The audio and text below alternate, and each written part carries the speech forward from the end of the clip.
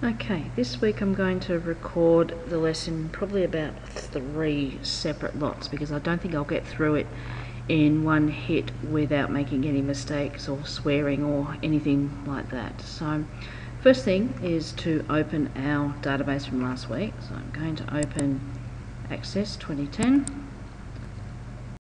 and I'm going to use the client's file that I have on my documents. Which is the one that I created last week. I might see if I can find it. I can't remember where I put it, but it should be here somewhere. And hopefully we'll have, just make it a little bigger, and hopefully we'll have the information from last week. Click open. Okay, and here it is. We have created 3 separate objects, a client's table. I'll just double click it. You can see we had 10 people. I'll just close that. The client form, lovely, that we created using the basic form thing, and of course we created a report.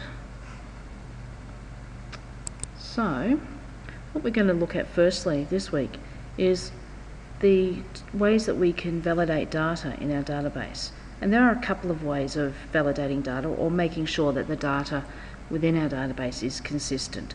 The first thing we're going to do is have a look at the sorts of things that we can do when we're designing our actual table. So I'm just going to open up the table like so and click on the button here to go into Design View.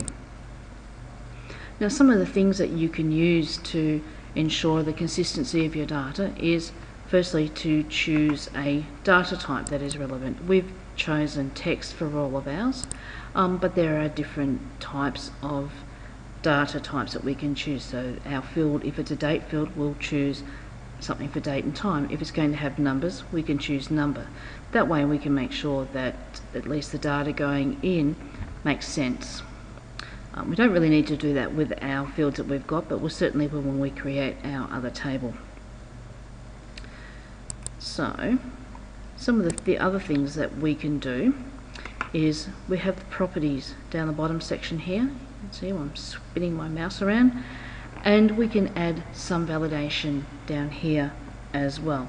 So for example, we could change the properties of something to have a default value, and we're going to do that with the state fields. I'm just going to click on state up here and default value, because all of our particular clients are going to be in the state of Victoria, so we might as well make that the default value. So just type it in there, down, and that will be now the default value. There's lots of things that we can do, but we're only going to make a few changes to the properties here, and then we'll have a look at some of the other ways that we can validate data. So the other thing that we can do is, for example, our postcode are all going to be Victorian. So let's just assume in this case that they're going to be between the numbers of 3000 and 3999. I know there are some variations to that, but for the sake of the exercise we'll assume that.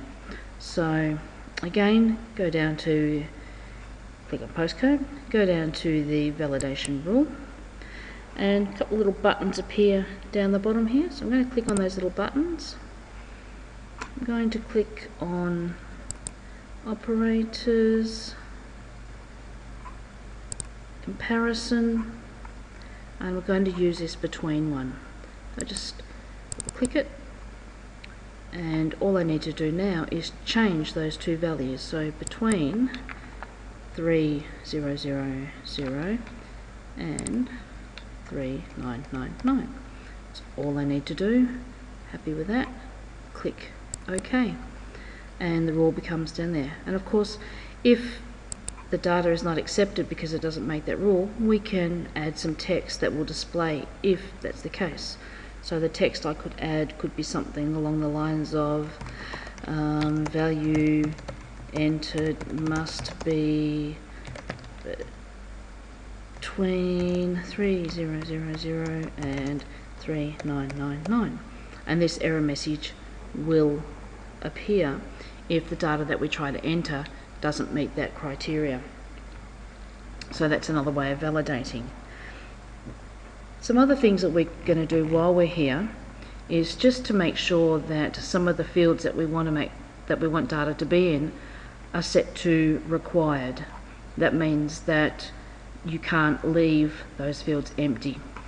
So for example, we want things like, well, ID obviously is going to be automatically generated, so we don't need to worry about that. But business or client name, we want to make sure that that's required. So to required, click yes. To address line 1, if you don't want to use the drop down box, you can actually just type the Y or type the yes in. Address line 2 doesn't have to be required. Suburbs certainly will be. So using whatever method you like, change that to yes. State, required, yes.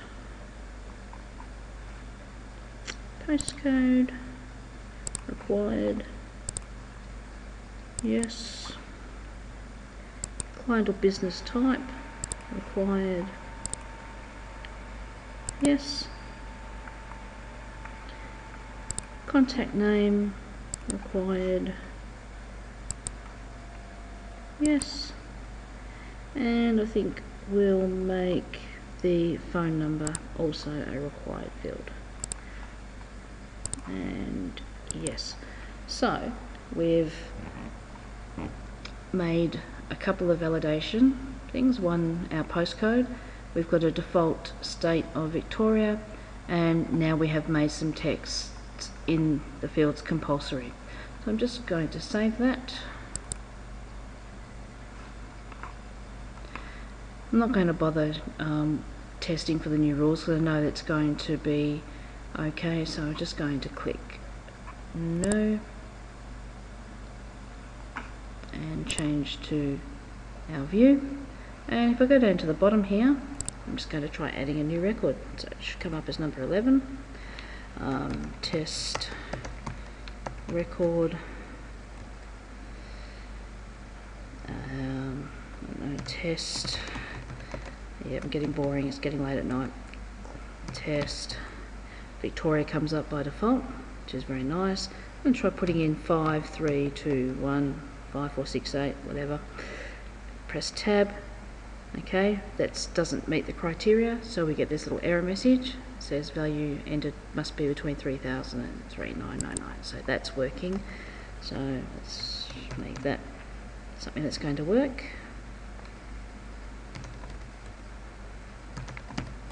Anyway, you get the idea.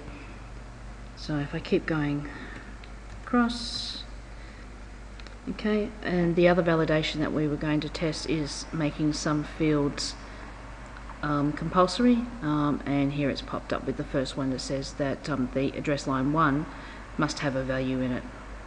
So you can see that by testing our slight changes, we're able to validate the data that goes in.